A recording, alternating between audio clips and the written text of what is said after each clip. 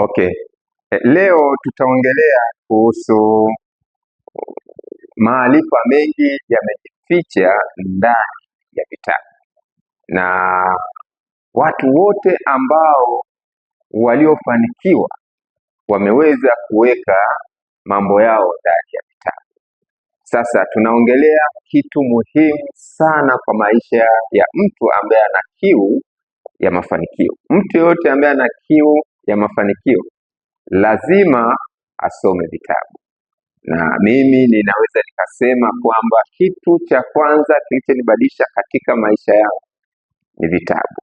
Vitabu vimeweza kunibadilisha na kuhamasisha wewe msikilizaji wangu na mtu wangu ambao kimsingi ninatamani utoke hapo uende hatua nyingine, lazima usome vitabu.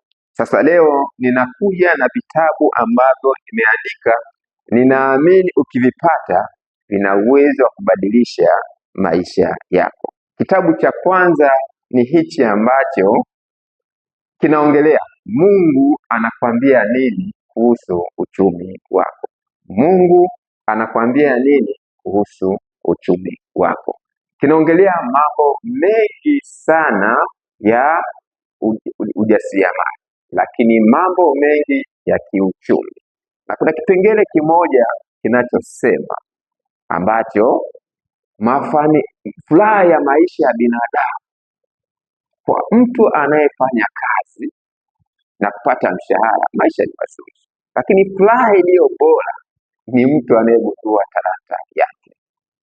Kimebobea mambo mengi sana ambayo unaweza kupata na akakubadilisha, lakini kuna pointi nyingine ambayo kinaongelea pesa inayopita mikononi mwako inaweza ikakufanya uwe tajiri au uwe maskini. Ni kitabu ambacho kimebobea na kina mambo mengi ambayo kimsingi ukikipata kinaweza kubadilisha maisha. Shilingi 6,000 tu unapata sehemu nyingine yote. Lakini kuna wale ambao wako katika familia ya ndoa.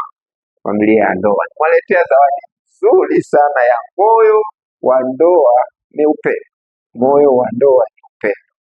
Ukikosa upendo hamna ndoa, na ukikosa upendo hamna amani katika familia. Ukikosa upendo hamna maisha ya ndoa. Kumbe msingi wa ndoa ni upendo. Kimebobea mambo mengi ya wajibu wa mwanamke, wajibu wa mke katika ndoa na wajibu wa mume katika ndoa, na kimetoa mifano mingi sana ya kumjenga mtu katika mawasiliano ya kifamilia. Kwa hiyo usipitwe, ni shilingi 6,000 tu unapata sehemu nyingine yoyote ile na kutumia kwa PDF, na kwa gharama yoyote ile unaweza kutumia nikakutumia.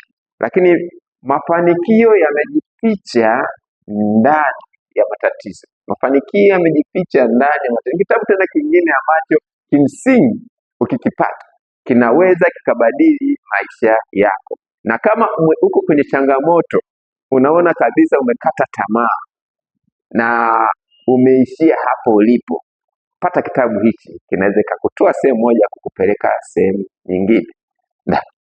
Na mbinu 54 za kuwa milionea.